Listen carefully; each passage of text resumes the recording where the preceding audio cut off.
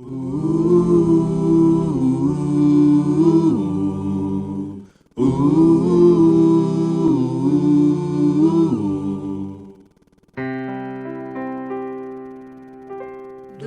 teu falar, ó Salvador,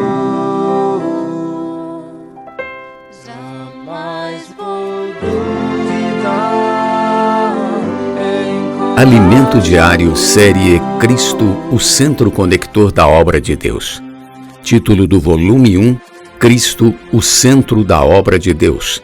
Autor, Pedro Dong. Título da semana 3, Prefácio e Saudação do Apóstolo. Quinta-feira, ler com oração, Efésios capítulo 3, versículo 7. Fui constituído ministro conforme o dom da graça de Deus, a mim concedida, segundo a força operante do seu poder. Paulo, o dispensador da graça de Deus.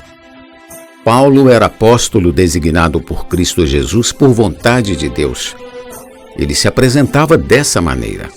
Ele era zeloso, pois mesmo preso, cuidava das igrejas por meio de cartas.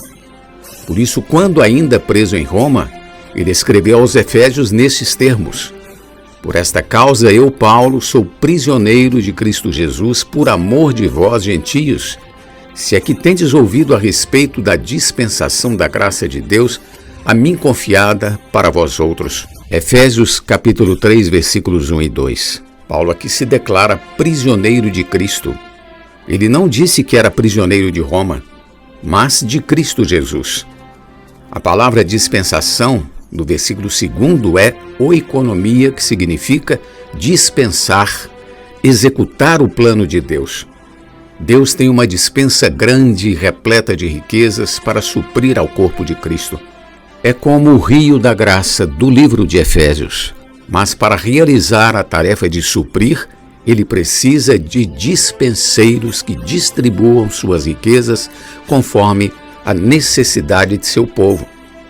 O apóstolo Paulo era um dispenseiro enviado de Cristo Jesus por vontade de Deus para dispensar suas riquezas. Primeiramente ele foi enviado, depois recebeu a revelação de Deus. A revelação divina é necessária porque na dispensa de Deus não há estudos bíblicos, nem doutrinas, nem conhecimentos teóricos, mas o próprio Deus, que deseja dispensar-se à igreja por meio do apóstolo.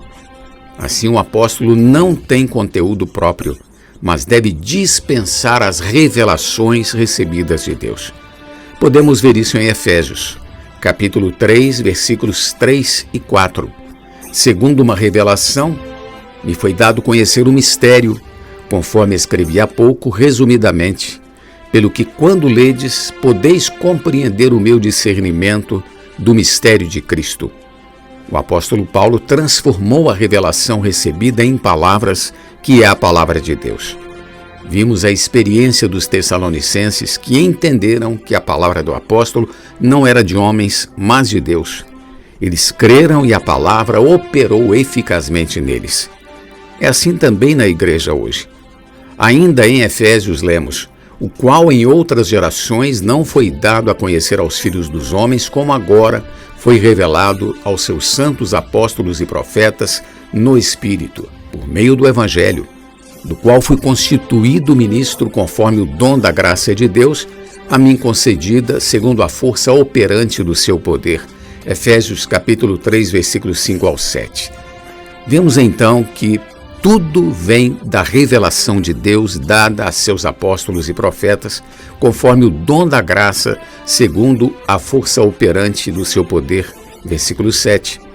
E se um apóstolo é verdadeiro, sua palavra deve ter a força operante. É muito comum ouvir mestres que falam boas mensagens, contudo não têm a força operante. São apenas informações que provocam coceira nos ouvidos daqueles que ouvem. Quando a palavra provém de Deus, ela tem força e opera sua obra com poder. O apóstolo Paulo considerava-se o menor de todos os santos, mas recebeu de Deus a graça de pregar aos gentios o evangelho das insondáveis riquezas de Cristo. Que maravilha! Como dispenseiro, Ele tinha a responsabilidade de dispensar as riquezas insondáveis de Cristo às pessoas. Essas riquezas têm chegado até nós. Tudo o que tem acontecido em nosso meio é porque o Senhor está dispensando sua palavra, sua revelação, e o resultado desse dispensar de Deus é a edificação da igreja, para que por ela a vontade de Deus de fazer Cristo encabeçar todas as coisas seja cumprida conforme seu propósito eterno. Por isso, o primeiro capítulo de Efésios evidencia que o apóstolo é designado pela vontade de Deus e o resultado da bênção do Pai, do Filho e do Espírito é a vontade de Deus sendo realizada, que é fazer Cristo encabeçar todas as coisas. Sabemos que a criação foi desconectada de Deus e por isso Ele quer colocar Cristo novamente em primeiro lugar, como cabeça sobre todas as coisas. Para alcançar esse objetivo, estabeleceu Deus na igreja, primeiramente apóstolos, em segundo lugar profetas, em terceiro lugar mestres, 1 Coríntios capítulo 12, versículo 28, parte A. No contexto desse versículo, a igreja é o corpo de Cristo e em Colossenses lemos, Ele é a cabeça do corpo da igreja, Colossenses 1,18. Isso mostra que por meio da igreja, Cristo encabeçará todas as coisas. Pergunta de hoje: como Paulo tornou-se um dispenseiro das riquezas insondáveis de Cristo? Jesus é o nosso Senhor. Do teu falar, ó Salvador, jamais vou duvidar, é encorajador, fiel me faz andar, faz tua glória ver, o mal vem derrotar.